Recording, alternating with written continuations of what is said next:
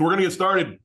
I wish I could tell you today we're going to be splitting atoms, but we're not. You know, to me, advertising is difficult, but I don't find it as hard as maybe some others. By the way, if you have any questions along the way, it'd be really boring if I just sat here and talked, myself. So please feel free to ask any questions at any time.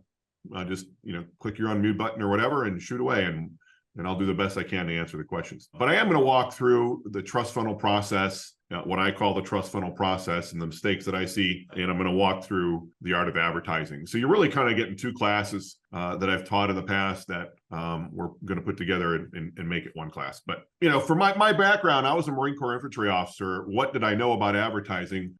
Absolutely nothing.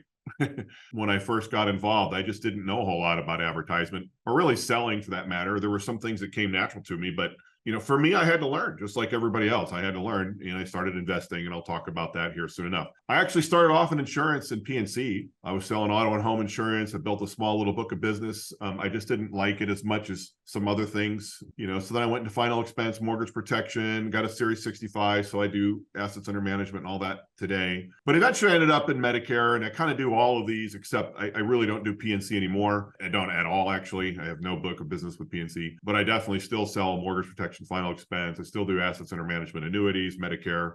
But we lead with Medicare in our agency and with our agents. Obviously, now we're doing, if you're in the group, we're doing which we were just talking about, ACA, which is Obamacare. So it's been a nice source of revenue for us. But I'm the president of Patriot Family Financial. We're located in Fredericksburg, Virginia, and we're actually having a good weather day today. It's about 75 degrees out, actually. So we're the only ones where it's not 100 degrees right now, it seems like.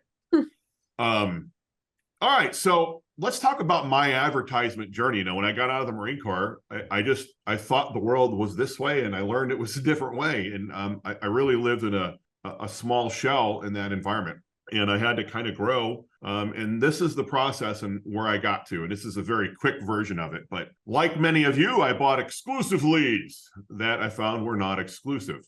I got my license in P&C, and I was just so excited. I was ready to go. I had everything ready to go, all the software, the whole bit.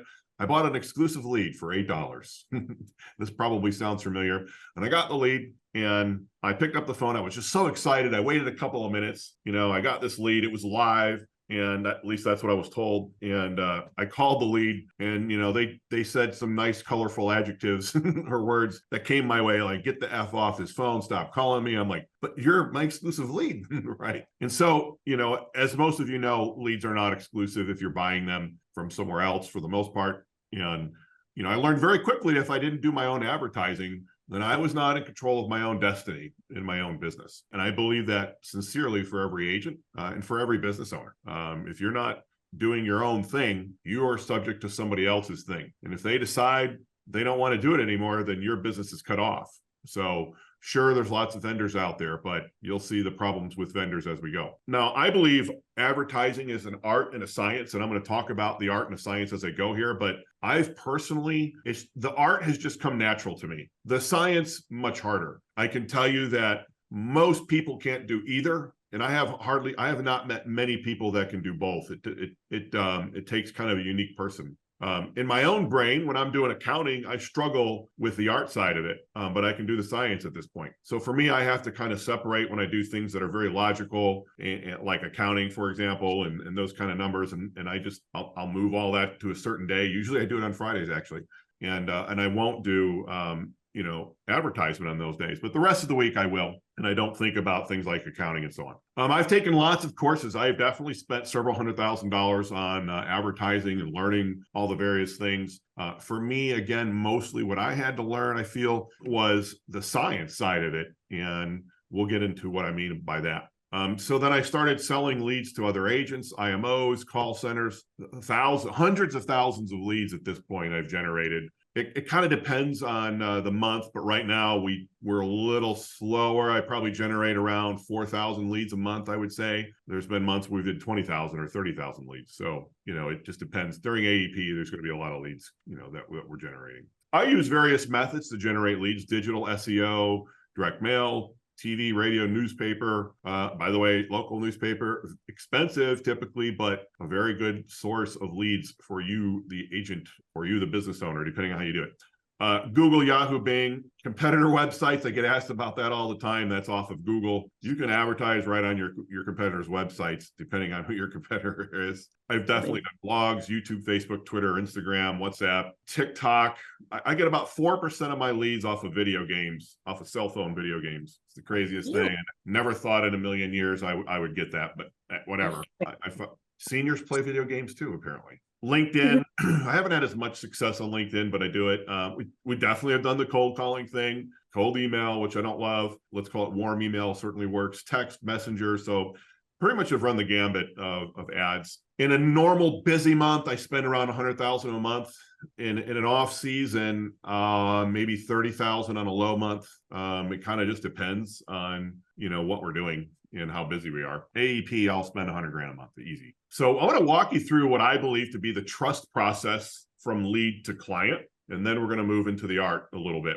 But what is trust? And I don't want to sit here and read a definition to you. Everybody can read it. Hopefully you can see it on the screen there. But the bottom line is you want to develop trust in the sales process. And in insurance specifically, for some reason, really a lot of ads, and I'm going to show you some ads where I think people go wrong. The trust process, at some point in the process, whether it's from the lead itself or the sales pitch that's being given, something is broken along the way for most people, and it affects your ability to sell. And so I believe in a trust process from beginning to end, and I'm going to walk you through that. So they need to trust you. So the ad needs to be in your brand, your name, if you can, at all possible. You're helping them with their healthcare if you're an insurance agent, a Medicare agent, for example. But you can change that word healthcare for P&C. You can change it for HVAC or whatever you're doing. It's all the same stuff. If you break the trust anywhere along the path of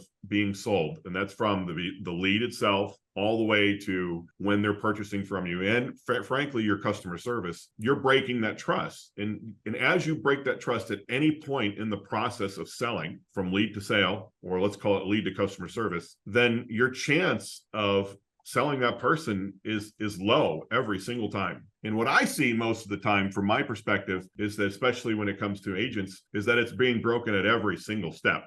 And it's why closing rates are so low, and there's a lot of mistrust and stuff like that. So let's talk about the reality that I have seen. I'm sure a lot of you have seen this as well, but the prospect sees an ads that's in somebody else's info or somebody else's brand instead of whoever's trying to sell it. So a prospect sees an ad, and if you have any questions, again, just unmute and shoot anytime, it's fine. But a prospect will see an ad with somebody else's brand. You want to have it in your brand. The prospect sees the ad and knows that the ad is likely false, but they respond just in case. We've all done this. The agent then responds to the lead and confirms the ad is not true. And I'm talking from the mind of the client. They'll say, well, yeah, but let me tell you how it really works, right? The ad was misleading, but the agent keeps trying. And so right there, the chance of you, the salesperson, of closing anybody is lower than if it was trustworthy. The prospect may or may not agree to an appointment, usually end up with low appointment show rates, whether it's in person, over the phone, or whatever. And then there's a lot of cold door knocking if you're a field agent and so on. The prospect will meet with the agent, and the agent tries to talk the client into buying. The prospect may or may not become a client, likely won't, because this process has been broken in multiple occasions. And I would say this is how I've seen at least 90%, but certainly higher, letting a couple people in. What I see all the time, and I'm going to show you some examples of some craziness that I've seen. And I know everybody here, if you've had any experience selling anything, you should already kind of have an idea what I'm talking about. The problem with this is it takes tremendous skill for you, the salesperson, in this 98% reality of this false or misleading or non-trustworthy process. You can definitely still make a living doing it, and plenty of agents do, but why go through all that when you don't have to? So where is the trust broken? It's broken typically by third-party lead vendors. They don't care what you sell. They only care what they sell, which is the lead, right? And frankly, they're selling the lead over and over and over and over and over and over and over again, which is why, I had the experience I had when I first got started. Anywhere along the line of the sales funnel where something is broken or different from the original message starts the lack of trust in the eyes of the client. So when I say your trust funnel lead process, this is my trust funnel lead process. The prospect sees an ad that has your info, your brand. The ad copy and the image or the video that you use for the ad copy and vice versa, they match. And I'm going to show you some here soon that don't match. You just have to go to your Facebook page and use your thumb and scroll on your phone, and you're going to see what I'm talking about as you go through this. You're going to see this in the future. But the bottom line, your video and your ad copy should match, or your image and your ad copy should match. The landing page, so if they click and go to a page or some sort of follow-on process, it should match exactly what was in the ad copy, exactly what was in your image or in your video. All of it should match. The prospect then trusts the ad and completes the process to become a lead, which is how you can get very low lead costs, because everything just looks good, it makes sense, and it all matches up. The agent then responds to the ad and in some way confirms that the ad is true. Yeah, we're going to help you with this. They may still not believe you, but you're confirming as the salesperson that it is true. And so the prospect agrees to an appointment. The prospect meets with the agent, and the agent's script, whatever they're using, whether it's an in-person presentation or over the phone or whatever, the script that you're using, your sales presentation, matches the ad copy, which matches the video, which matches the landing page. Everything is the same. And that's how we do it here in our office. It's why we sell a pretty substantial amount of policies for X number of agents. It's how we do it. That right there, if you're going to take a picture of anything, this is what everybody, in my opinion, should do. And that is, again, everything has to match up from the beginning to the end. And if it doesn't, the likelihood of you getting a sale decreases drastically along each step. Most lead vendors, they don't sell what you sell. They sell leads. They don't sell insurance. Or if you're an HVAC person or a plumber, they sell leads, and that's how they make their profit, okay? And in an insurance business, there happens to be several 100,000 new people every single year that are coming in to buy leads that are going to leave. And so they don't know that this lead vendor wasn't reputable or whatever. I can tell you they don't care what the lead process is or what the process is to generate that lead, meaning it could be a non-compliant lead. I see this all the time. I kind of got into a spat with somebody the other day about this. They're teaching agents how to run ads for Medicare, and those ads are completely not compliant. You know, you have to have a compliant process, and this isn't I'm not the compliance police. You can do what you want to do, but it's a rough way to go when you're going through lead vendors. They resell the lead that they sold you multiple times over and over and over, even though it's exclusive, okay? What does a prospect want? Just what would you want? An advertisement or a lead process that solves their problem? They want the agent to solve their problem. They want complete trust in the process from lead to client without deviation from the original thing that made them a lead in the first place. And to me, that sounds logical, but I'm here to tell you that it's very rare for some reason in the insurance business. So, you need to care about them as if they were your own parent or your own child. What would you want your parent or your child to go through from the lead process all the way to the sale? It's just common sense to me, but for some reason, common sense is an uncommon virtue. So the art of advertising itself, we're going to get into the advertisement bit a little bit. And we're moving quite fast here. So again, if you got any questions, along the way, then just click off your mute and let me know. But advertising is an art and a science. In my opinion, most people cannot do both, or they can do one and not the other. I have tried to teach people some stuff and they either don't want to do it or they're just incapable of doing it. I firmly believe that everybody's capable if they just, put their mind to it, especially if you're a business owner, an entrepreneur. So what is the art and the science? In my opinion, the art is the ad copy, the pictures, the colors, the size, the look, the format. What is the science? Well, that's the timing. When is the ad going to hit? The data, the tracking, for example, Google Analytics or Facebook Pixels, and how to install those and how to use them properly. The statistics, the sequence of events. That is the science. Again, I'm particularly good at the art. I was not good at the science, but the science is I'm certainly better at it today.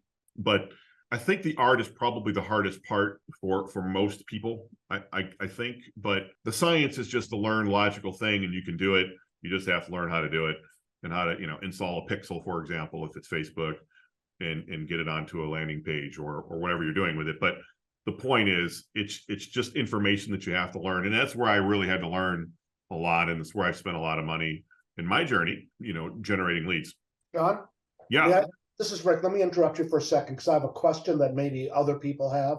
I can make ad copy. saying what you want to say is not the hard part. I think it's putting it into a pretty ad, the art part. Have you used, or do you recommend we go to some place like Fiverr and have somebody do that for us? And I'll mute myself now.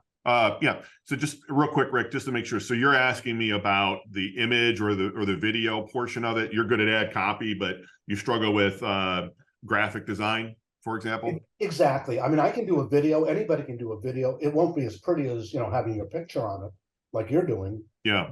The ad copy, the compelling copy, I can write it. It's putting it into a pretty ad, the art of it. Yeah.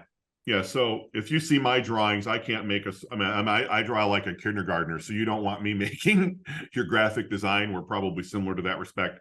I'm not an artist. It's not what I do. I do have graphic arts. I have 2 graphic artists on my staff at this point, and they do everything for me. Again, I have those assets available, for us. But yes, I have absolutely, when I first got started, before I had all these assets, I went to Fiverr. Absolutely. And the problem with Fiverr is it depends on who you get. And, but I would say just go back and forth to get the look that you want to get. But yes, absolutely. It's relatively inexpensive for an agent to get somebody off of Fiverr. And, you can do all kinds of stuff in there, including PowerPoint presentations. They'll do everything for you in that, which is what I like about it. I haven't used it in a while because I have, a staff that does pretty much everything for us, but I certainly would use it in the future if I needed to. So I hope that answers your question. So, the art and you have the science. And again, your ad copy needs to match the pictures. It needs to match the video. When you click on the link, the landing page or the follow-on page, depending on the process that you're using. Stephen, what company? What do you mean? What is my company? Is page? No, the one you just mentioned about the art making the art PowerPoint. Yeah, Fiverr, Fiverr. Got it. Thank you. Yeah, there you go. Evan put it in there. It's good. Go in there and put in graphic artists in the search thing, and you'll see you submit what you want done, and you pay X amount of money, and you can get stuff done for like $5. Some of them are a lot more than that, just depending on how many revisions or whatever. But I've literally had websites built out of there for like $300 that are pretty darn good. So there's lots of things that you can get done in Fiverr. You'd be surprised. It's a good resource. But again, I like control, and so I have everything internally at this point for us. So how do you do ad copy? This is how I do it. I don't know that it would necessarily work for everybody, and we're going to do a little bit of a workshop here. So hopefully you have some pen and paper and you're getting ready to write some stuff down, because we're going to do a little workshop. But the short version is, when I do something, especially if it's just not coming natural to me right off the top, I will write words, 1 or 2 word description words of my product or service, and I'll just start writing them down randomly. And then I'll prioritize those words from top to bottom in what I believe to be the most important thing, that if I were the person reading this, these are the words that I'm going to want to see in my ad copy. And then I turn those words into sentences. And sometimes it works. Sometimes it does not, because you are limited on characters based on the medium that you're using. For example, Google has a limit. You're much more limited in Google than you are in Facebook. But Facebook has its limits as well, right?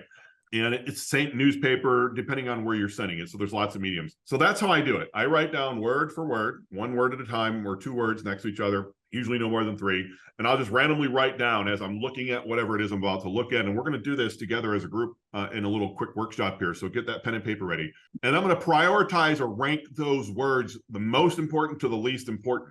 And then I'm going to make those into a sentence. And then I'm going to then pare it down based on the medium I'm using. So if I'm only limited to 15 words or X amount of characters in my ad copy based on where I'm placing the ad, then I'm going to literally have the most important stuff in the front, and that's it. It's why we do the ranking. Okay, you need to write like a 3rd grader. I think the average education in the United States is 6th grade. So I have 2 bachelor's degrees. If I write, like, my wife has a master's degree in English literature. She struggles with my advertisement because it is so simple. She wants to grade it all the time. Wrong answer, because you got to put it in the words and in the education level of your client. So don't make it complicated. 3 blind mice. If that's what it is, that's what it is. I can help you. That's a phrase, right? I mean, that's something simple. Use bold and highlight on keywords within sentences. If you have more than one sentence, then have a space in between the sentences if possible, okay? And, this last one, again, we're not going to get into politics, I promise, but I was actually, one of my degrees is in political science. I wanted to go into political campaigns for whatever reason back in the day. I have nothing to do with that these days, but I'd learned a lot about ad copy from that experience. And I'm going to show you some examples of that. So use political advertisement letters as examples on your end. And they're getting worse every day, by the way, because the people that are running those campaigns are not as good. But this is an ad. Again, the NRA, whatever, your opinion is irrelevant, and so is mine. But politicians are professional beggars, right? They beg for money all day long, and this is a political group. Simple. There's one sentence right at the top. There's never been a more important time for you to accept the enclosed NRA membership card and carry it with pride. Boom. Simple one sentence. I would probably have not have said all of those words, but this is what they're trying to do. If you just look at this copy of this, this is a copy of a letter that I just pulled off of Google. In the middle, your eyes naturally go to, if you want to protect your guns because it's underlined, in your precious freedoms for you and your children, please act now. Please accept this card and join the NRA today. That's probably the entire ad. That's probably all they needed to say.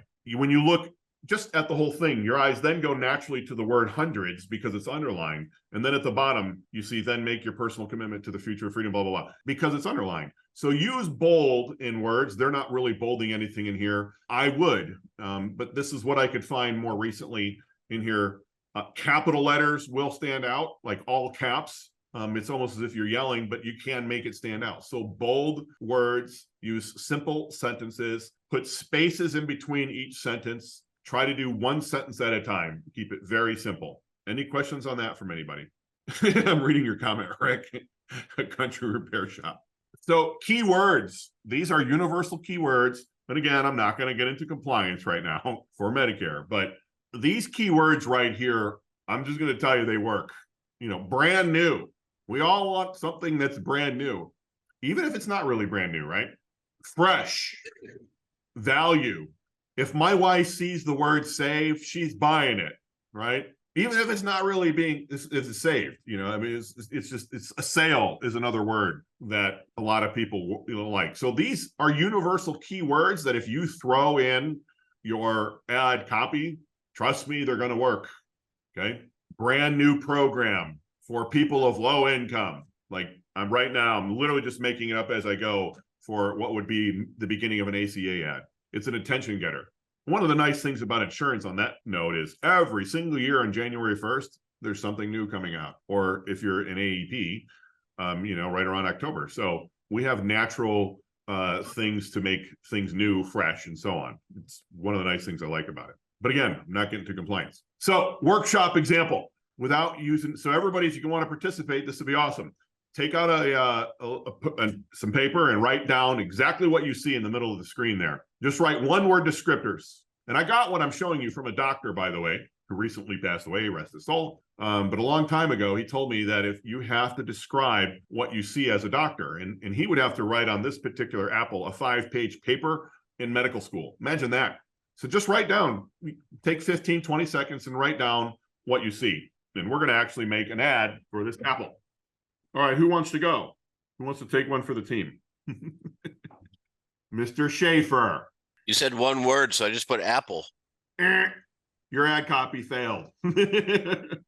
I like this word. We're definitely going to use the word apple. So we're going to say that is absolutely one of the words we want to use on our list. Who else has some words that they want to use? Macintosh apple. Okay, Macintosh. If I was selling Macintosh. All right. Annette, what do you got? I have red, shiny, delicious. Do you want me to go on like the whole list? Yep. Plump, juicy, crunchy, fresh, ripe. Plump, juicy, fresh, and ripe. Yeah. All right. So let's go with those. So we have apple, Macintosh, red, shiny, delicious, plump, juicy, fresh, and ripe. And I want to sell this apple in an ad copy. All right. Does anybody in here think we need to put the word Macintosh in there? No, I'll take that back. The word fresh. Right. The word fresh is the one that jumped out the most of everything she said. Yeah, and I'm not ripping on you, Steve. Trust me, I definitely look at this and think Macintosh. This is a great lesson. Yeah. And again, I got this from a medical doctor, gynecologist, and he was trying to get me to go to college to use my brain and he told me that they would show an apple, and he actually put an apple, which is why I put an apple in here, and he would write a 5 to 10 page paper on describing an apple. And I'm like, yeah, but I said the same thing that Matt said. I'm like, it's an apple. And he goes, no, it's not. It's a round spherical, blah, blah, blah, blah, blah, blah, blah. And he would just describe this thing. And that's what doctors have to do. And so for me, that's why early on in my life, I was probably 18 or 19, this is probably why ad copy comes natural to me. But I think we all like the word fresh. I like that word. So I'm going to put that as, one. And again, I could be wrong, right? That's why we come up with different ad copies, and we won't get in all that. So we also have juicy. I think juicy probably sells. So that's in the top words. Delicious. When people want to eat something, they want delicious. That might even be, it's not completely red, but I could describe it as red, right? So that's 4. And then obviously the word apple in this case is easy because it is an apple. So the ad, just based on what I did without in this group setting, as I said, this is a fresh, juicy, delicious red apple. That's my ad copy, or part of my ad copy. And because I know from spending hundreds of thousands of dollars, literally millions of dollars, I'm going to add these universal keywords in here, like save, value, fresh, new, right? We got one in there, fresh. I might put brand new, ... fresh, juicy, delicious red apple. Save money now. Something like that. I mean, I'm just making this up literally as I go. And I've never run an ad for an apple, in full disclosure. Maybe I should try it just to see what would happen. Everybody see where I'm going here? Do you change the words around at all? Yes. Like I'm just looking at I'm saying to myself, fresh, delicious, juicy, red apple versus And even changing better, the Steve, words. and even better, Steve, one of the nice things is you don't have to be right, because Yeah. the order of words absolutely matter. And words absolutely mean things. And what do I mean by what I'm saying? You don't have to be right. I won't get into this part of the science in the class. I wasn't really intended to do it, but I'll just explain it right now. You can have the same image, this apple, as your image, right, in your ad. And you can have, let's say, 4 or 5 versions of ad copy. You can literally change the words around. And no kidding, you're going to find out that certain combinations of words in certain orders perform better than others. So that's what's cool about advertisement, if you really get into the science of it, is you don't have to be right. You can just keep putting ad out there after ad after ad, and using Facebook as an example, and Google, the same thing. And I won't get into the whole structure, but the bottom line is you can do the same exact ad and when I say ad, image or video, and then simply just change up the ad copy to match however you want. And you can have 5 literally different ads. If you want to get really cool, then eventually you change all the video or the image, and then eventually you find the best ad copy and the best video and image, and now you have your ad. But that takes a lot of effort, I can tell you that. But yeah, there is no right or wrong answer. It's the right answer is the one that works at the end of the day. But this gives you a format, in my mind, for you to do your own advertisement. Again, free of compliance, because we're not going to get into all that right now. All right, so go ahead and write down what you see. All right, so who wants to go on this one? Anybody? I don't play video games, so I can't go. I've got a brand new PlayStation 3. Act now to save. Okay. What if I don't know what if I'm Rick and I don't know what a PlayStation 3 is? Video game console. Okay. Rick is a little older. Do you think he wants to play Mario Brothers? I'm not disagreeing with you, and I'm not saying I'm right. I'm trying to get you to say one word, and that would be entertainment. I was just thinking that too. Yeah. Yep, if you know right anything, on. right. If you know anything about a PS3, you would have to have product knowledge other than just looking at this picture. You know that you can, do Netflix and all the other jazz on there, and play video games. Yeah. Right. Agreed. So let's just assume for a minute that Rick has no desire to have video games play video games, so he's going to think he's not going to buy it. Let's just change the audience, because the audience does matter. And I want to sell a PS3 to Rick, and I'm not saying he's actually going to buy it, but for those that don't know, he's a little older, and I'm guessing not going to play Super Mario Brothers today. Okay, so why would somebody like Matt, why would somebody like Rick want to have a PS3 in his house? For his family, for his grandkids. Yeah. Because those little rugrats are going to come over and run his house into the ground, and he's going to want, and so the ad for somebody else, the audience does matter. He's going to want to throw that what the product's going to do, which is going to keep everybody quiet, for example.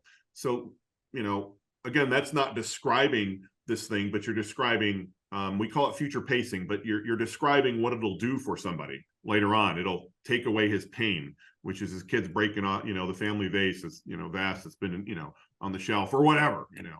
All right, here's the next one. Ready to go?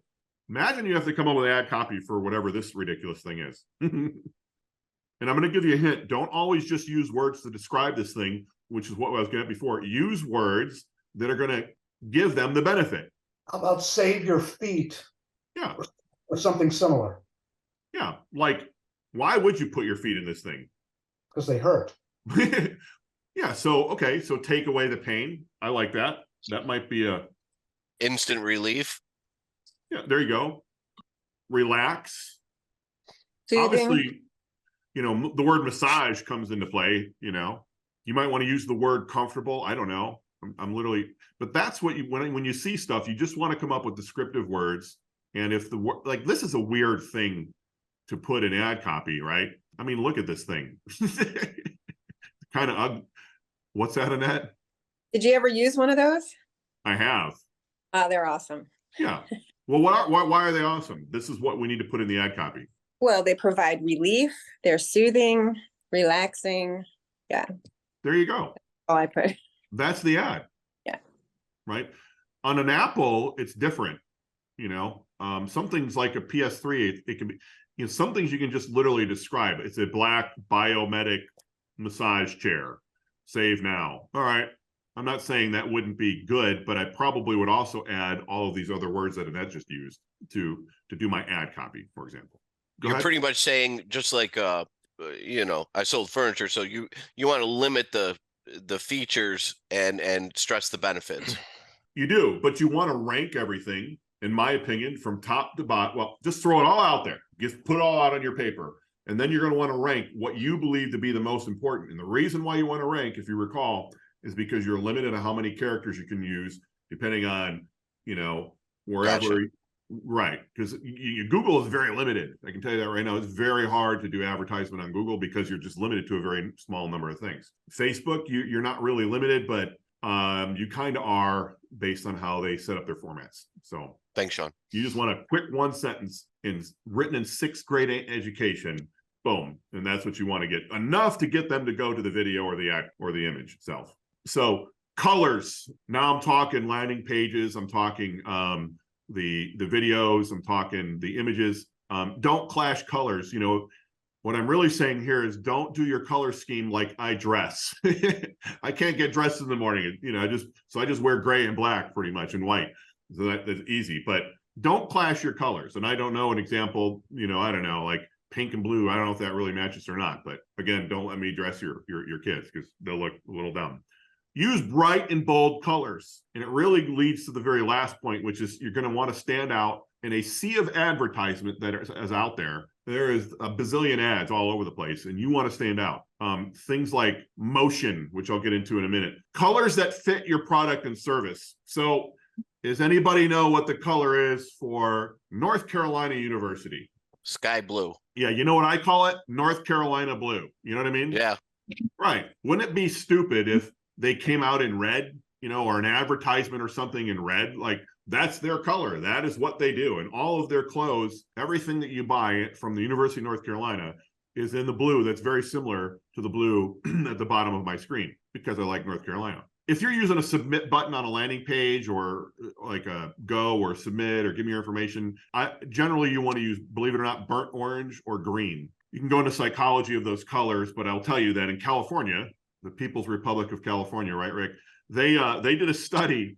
There were all these people that died in a fire, right, at a red sign that said exit. And the only thing they could come up with is red means stop. So every exit sign, or for the most part, in California is now green for this reason, because green means go. So you're going to want to use colors that mean certain things to society. Yellow means hazard. But for whatever reason, burnt orange is the color that I would recommend you use for your submit button. It actually gets a very good response from it. Again, you're going to want to stand out in a sea of ads when you use your color schemes.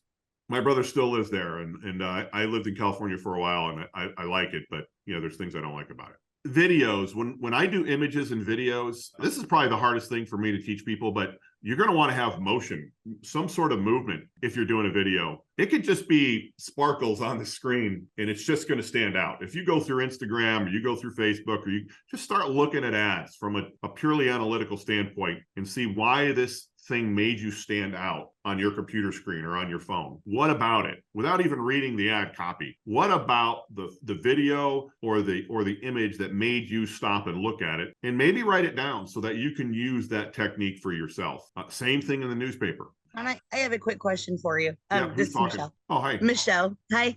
Okay, so there's a Mrs. Medicare group that they were changing up some ads, and she was very adamant that you don't change ads. She wanted to leave them pink and purple, and it was like, hold on, but she was describing Medicare. So like we use the color blue because it shows trust and things like that. So I didn't know if, but granted, most Medicare ads are red and blue, right? Because we try to connect with Medicare, but I didn't know. Do you advise against that or for that? Like if we were to change up the colors, personally, I don't think it's a good idea, but then like you said, you might need to stand out amongst the rest of the ads. So what are your thoughts on using colors that aren't normally used? I think if it stands out, the answer is I would use it. I would get away from the word never change my colors in my ad. I'm running an ad for a person who's actually in here today, and I never in 1,000 years would have told you that ad copy would have worked, but I went with it because there was just something about it, and his leads are cheaper than mine. It's the craziest thing. So I'm going to what we're doing there, but you have to get out of your comfort zone. My comfort zone is that color blue right there when I'm doing Medicare. I'm at the bottom of the screen. It's the medical blue, right? The North Carolina blue. So I try to use that a lot. Would I use a purple in an ad? Probably not naturally. Me personally, I probably wouldn't naturally use a pink or naturally use a purple, but that's because I'm me, right? Would I do it though because it would work? Yes, I would. If I tried it and it worked, I'm going to run with it, and I'm going to wear purple. I'm going to be like a Teletubby or whatever, So, yes. Thank you. But if the ad isn't, but the answer, Michelle, is if the ad isn't working, then change it. Don't use that word never. Never say never. There's a movie, right? Yeah, UCLA blue, sure. Newspaper. We get a lot of people who literally rip out the newspaper ad. We'll run like quarter page ads or eighth page ads or whatever, and we use full color. Why do I use full color? I don't have an example here. Why do I use full color?